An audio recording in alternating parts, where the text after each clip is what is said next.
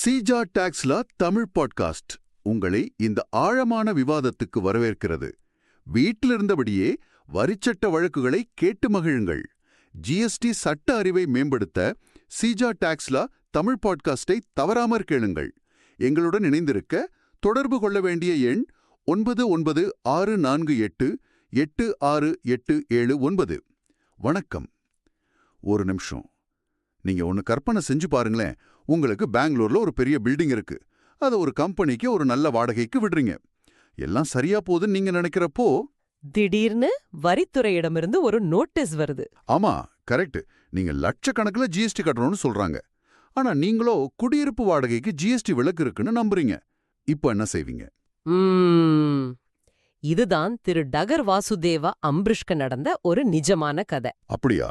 ஆமா, அவரோட போராட்டம் எப்படி உச்சநீதிமன்றம் வரைக்கும் போய் ஜிஎஸ்டி சட்டத்துல ஒரு மிக முக்கியமான விளக்கத்தை நமக்கு கொடுத்துச்சுங்கிறத பத்தி தான் நாம இன்னைக்கு ஆழமா பார்க்க போறோம். கேட்கவே ரொம்ப சுவாரஸ்யமா இருக்கு. ஏன்னா இது நிறைய பேருக்கு நடக்கக்கூடிய ஒரு பிரச்சனை. நிச்சயமா, இது பார்க்க ஒரு சாதாரண வாடகை பிரச்சனை மாதிரி தோணலாம். ஆனா சட்டத்தோட எழுத்துக்கும் அதோட உண்மையான நோக்கத்துக்கும் நடுவுல நடந்த ஒரு பெரிய போராட்டம் இது. அதாவது சட்டத்துல இருக்கிற வார்த்தைகளை எப்படி புரிஞ்சுக்கிறோங்கிறதுல தான் எல்லாமே இருக்கு. மிகச் சரியா சொன்னீங்க. குடியிருப்பு பயன்பாட்டிற்காகங்கிற சில வார்த்தைகளை நீதிமன்றம் எப்படி பாக்குதுங்கிறத பொறுத்து பல கோடி ரூபாய் வரி பொறுப்பு மாறக்கூடிய ஒரு சூழல். சரி, அப்போ நாம இந்த வழக்கின் தொடக்கத்துக்கு போவோம். முதல்ல இதன் பின்னணி என்ன? அந்த சொத்து அது எப்படிப்பட்டது? இந்த வழக்கின் மையம் பெங்களூர்ல இருக்கிற ஒரு பெரிய சொத்து. அது ஒரு 4 மாடி பில்டிங். 4 மாடியா?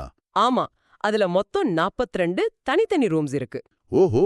ஒவ்வொரு ரூம்க்கும் தனி பாத்ரூம் வசதி இருக்கு. கவர்மெண்ட் ரெக்கார்ட்ஸ் படி பார்த்தா கூட அது ஒரு குடியிருப்பு சொத்து, அதாவது ரெசிடென்ஷியல் ப்ராப்பர்ட்டின்னு தான் வகைப்படுத்தப்பட்டிருக்கு. சரி, அப்ப இதுல சம்பந்தப்பட்ட நபர்கள் யார் யாரு? இதுல 3 முக்கியமான தரப்பினர் இருக்காங்க. முதல்ல சொத்தோட ஓனர். ஓகே. ரெண்டாவதா இந்த முழு பில்டிங்கையும் அவர்கிட்டேந்து வாடகைக்கு எடுத்த கம்பெனி. மூணாவதா வரித்துறையினர், அதாவது கர்நாடகா அரசும் சென்ட்ரல் ஜிஎஸ்டி கமிஷனரும். இந்த 3 பேருக்கும் நடுவுல நடந்த ஒரு சட்ட போராட்டம் தான் இது. ஆமா, அவங்களுக்குள்ள நடந்த ஒப்பந்தமும் அதுக்கு அவங்க கொடுத்த விளக்கமும் தான் பிரச்சனையின் ஆணிவேர். எனக்கு ஒரு சந்தேகம் வருது. அந்த ஒப்பந்தம் ஓனருக்கும் அந்த கம்பெனிக்கும் நடுவுல தானே இருக்கு. கரெக்ட். அந்த பில்டிங்ல தங்குற மாணவர்கள் நேரடியா ஓனர்கிட்ட வாடகைக்கு எடுக்கல. இந்த ஒரு செயின் லிங்க் மாதிரி இருக்கிறதான் பிரச்சனையா? மிகச்சரியா அந்த புளிய புடிச்சிட்டீங்க. அதுதான் இந்த வழக்கின் மையச்சிக்கலே. ஒப்பந்தத்தின்படி ஓனர் முழு பில்டிங்கையும் அந்த கம்பெனிக்கு வாடகைக்கு விடுறாரு. அந்த கம்பெனி ஒரு ஹாஸ்டல் ஆபரேட்டர் மாதிரி செயல்படுது. சரி. அவங்க அத ஸ்டூடெண்ட்ஸ்க்கும் வேலை பார்க்குற இளைஞர்களுக்கும் 3 மாசத்துல இருந்து 12 மாசம் வரைக்கும், அதாவது நீண்ட கால அடிப்படையில உள் வாடகைக்கு விடுறாங்க. அப்போ பிரச்சனை எங்க ஆரம்பிச்சது? பிரச்சனை என்னன்னா, தனக்கு வர்ற வாடகை வருமானத்துக்கு ஜிஎஸ்டி விலக்கு உண்டுன்னு கேட்டாரு. என்ன காரணத்தை சொல்லி? குடியிருப்பு நோக்கத்துக்காக விடப்பட்ட வாடகைங்கிற காரணத்தை சொல்லி. ஆனா வரித்துறை ஒத்துக்கல. ஆமா, அவங்க இல்ல, நீங்க ஒரு கம்பெனிக்கு வாடகைக்கு விட்டுருக்கீங்க, ஒரு தனி நபருக்கு இல்ல. ஒரு கம்பெனி எப்படி ஒரு வீட்ல குடியிருக்க முடியும்? அதனால நீங்க ஜிஎஸ்டி கட்டியே ஆகணும்னு சொல்லிட்டாங்க. இது பார்க்க ரொம்ப நேரடியான வாதம் மாதிரி தெரியுது. இந்த வழக்கு சுப்ரீம் கோர்ட்டுக்கு வரதுக்கு முன்னாடி கீழமைப்புகள்ல என்ன ஆச்சு? ஆரம்பத்துல வரித்துறையோட வாதம் தான் ஜெயிச்சுது.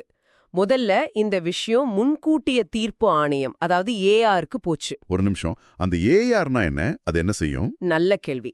வரி சம்பந்தமா இப்படி சந்தேகம் வரும்போது பிசினஸ் பண்றவங்க பிரச்சனை பெருசாகிறதுக்கு முன்னாடியே இதுக்கு வரி கட்டணுமா வேணாமான்னு விளக்கம் கேட்கிற ஒரு அமைப்பு தான் இது. ஓ, ஒரு கிளாரிஃபிகேஷன் வாங்கிக்கிற மாதிரி. ஆமா, ஆனா இங்க அந்த ஆணையம் வரித்துறை பக்கம் தான் நின்னுச்சு. ஒப்பந்தம் ஒரு கம்பெனியோட இருக்கு, அதனால வரி விலக்கு கிடையாதுன்னு ஒரு நேரடியான விளக்கத்தை கொடுத்துட்டாங்க. ஆனா அந்த கட்டிடத்துல கடைசியா யார் தங்குறாங்கன்னு அவங்க யோசிக்கவே இல்லையா? இல்ல, அத பத்தி அவங்க கவலைப்படல. அதுக்கப்புறம் மேல்முறையீட்டு ஆணையத்துக்கு போனாரு. அவங்களும் இதே தீர்ப்பத்தான் உறுதி செஞ்சாங்க. அப்புறம் ஆனா அவர் துவண்டு போகல. கர்நாடக உயர்நீதிமன்றத்துக்கு போனாரு. அங்கதான் வழக்கின் திசையே மாறுச்சு. உயர்நீதிமன்றம் எப்படி இந்த வழக்க வேற மாதிரி பாத்துச்சு? உயர்நீதிமன்றம் சொன்னது ஒரு மிக முக்கியமான விஷயம். ஒப்பந்தம் யாரு கூட போட்டிருக்குங்கிறது முக்கியம் இல்ல, அந்த சொத்தோட இறுதி பயன்பாடு என்னங்கிறது தான் முக்கியம்னு சொன்னாங்க. ஆஹா, இது ஒரு பெரிய திருப்புமுனை. ஆமா, கடைசியா அங்க குடியிருக்கிறது மாணவர்களும் வேலை பார்க்கறவங்களும் தான். அவங்க வசிக்கிறதுக்காக தான் அந்த இடம் பயன்படுது. அதனால இது குடியிருப்பு பயன்பாடு தான். ஓனருக்கு வரி விலக்கு உண்டுன்னு கீழ் நீதிமன்ற தீர்ப்புகளை ரத்து செஞ்சுட்டாங்க.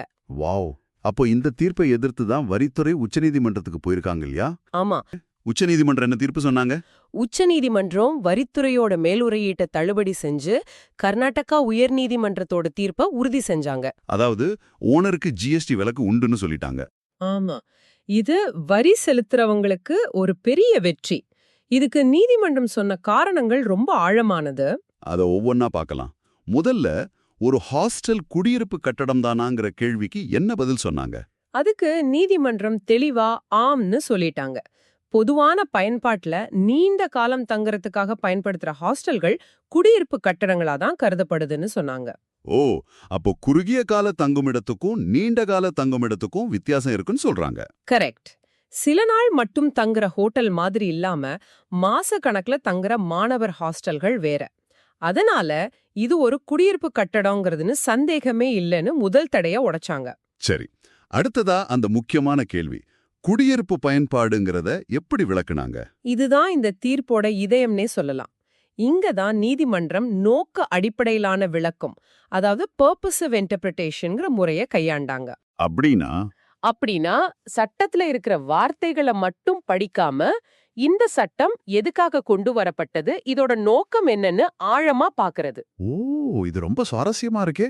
வரி சட்டங்கள்ல இப்படி ஒரு அணுகுமுறையா? ஆமா, நீதிமன்றம் கேட்ட கேள்வி இதுதான். இந்த ஜிஎஸ்டி வரி விலக்கு எதுக்கு கொடுத்தாங்க?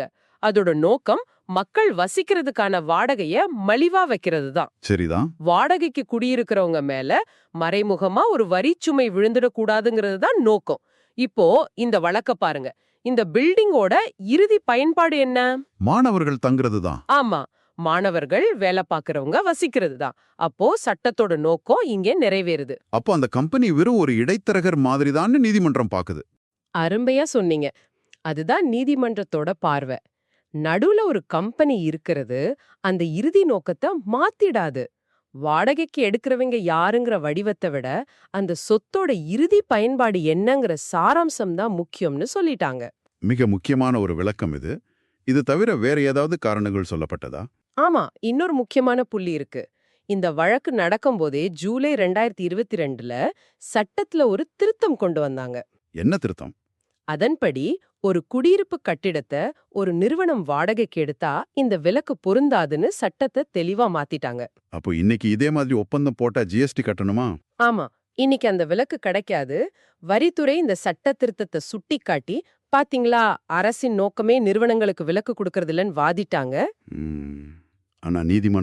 ஆனா நீதிமன்றம் சட்டத்தோட ஒரு அடிப்படை கொள்கையை உறுதி செஞ்சாங்க. சட்ட திருத்தங்கள் எப்பவுமே முன்தேதியிட்டு பொருந்தாது. அதாவது ரெட்ரோஸ்பெக்டிவ் எஃபெக்ட் கிடையாது. கரெக்ட். சட்டம் மாறதுக்கு முன்னாடி நடந்த விஷயத்துக்கு பழைய விதிதான் பொருந்தும்.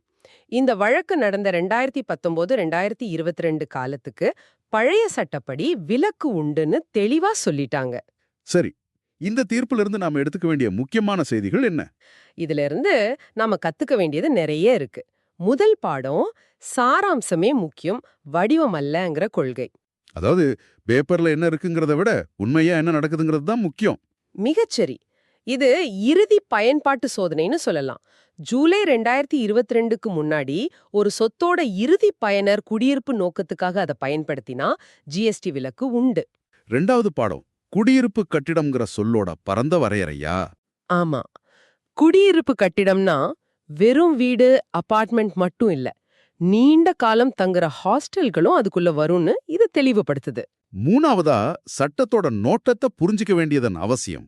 நிச்சயமா, சட்டத்தோட ஆன்மாவை நீதிமன்றம் பார்க்க தயாரா இருக்குங்கிறது நேர்மையான வரி செலுத்துறவங்களுக்கு ஒரு பெரிய நம்பிக்கை. கடைசியா, அந்த சட்ட திருத்தங்கள் பற்றிய பாடம், இது பிசினஸ் பண்றவங்களுக்கு ரொம்ப முக்கியம். ஆமா, புது சட்ட திருத்தங்கள் பழைய பரிவர்த்தனைகளை பாதிக்காதுங்கிறது ஒரு ஸ்திரத்தன்மையை கொடுக்குது. உண்மையிலேயே சில வார்த்தைகளோட விளக்கம் எவ்வளவு பெரிய தாக்கத்தை ஏற்படுத்துதுன்னு இந்த வழக்கு காட்டுது. ஒருவேளை ஜிஎஸ்டி விதிச்சிருந்தா அந்த சுமை மறைமுகமா மாணவர்கள் மேலதானே விழுந்திருக்கும். கண்டிப்பா, அந்த சமூக பார்வையும் இந்த தீர்ப்புக்கு பின்னால இருந்திருக்கலாம். ஆனா இந்த தீர்ப்பு நமக்கு ஒரு புது கேள்வியும் விட்டுட்டு போகுது. ஒரு தங்குமிடம் எப்போ குடியிருப்பா மாறுது? 3 மாசமா? 6 மாசமா? வரிச்சட்டத்தோட பார்வையில ஒரு குடியிருப்பு கட்டடம் எப்போ ஒரு கமர்ஷியல் ஹோட்டலா மாறுது?